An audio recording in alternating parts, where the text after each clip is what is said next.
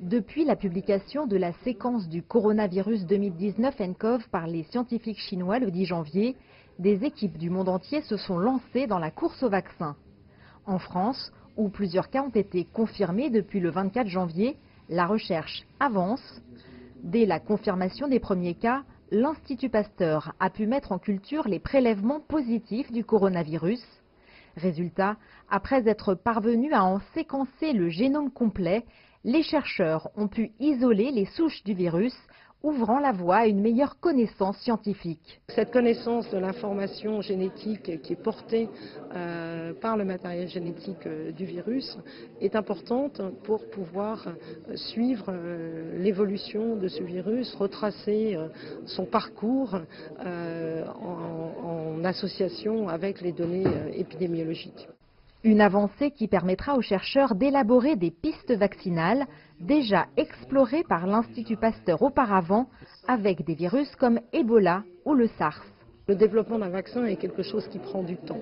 Et là, pour ce qui est prévu de mettre en place à l'Institut Pasteur, c'est de s'appuyer en fait sur des plateformes vaccinales déjà existantes qui ont fait l'objet d'évaluations de façon à aller vite et ne pas partir en pleine inconnue. Toutefois, cela prendra du temps avant de pouvoir espérer trouver un vaccin.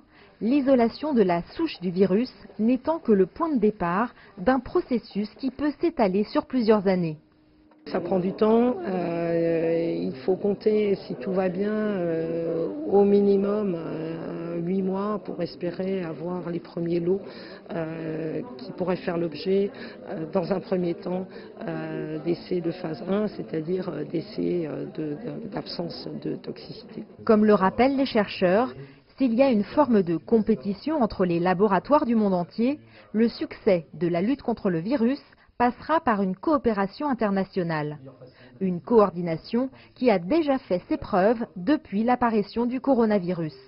Il existe maintenant, comme on l'a vu d'ailleurs avec les scientifiques chinois qui ont mis en ligne la séquence de ce nouveau virus très rapidement, moins d'un mois après les premiers symptômes chez les premiers patients.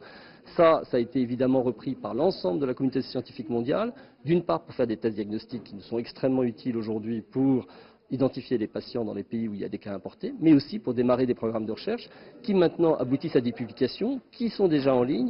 Avec une quinzaine d'équipes de l'Institut Pasteur mobilisées et une coordination au niveau national, européen et mondial, la recherche sur le nouveau coronavirus progresse vite.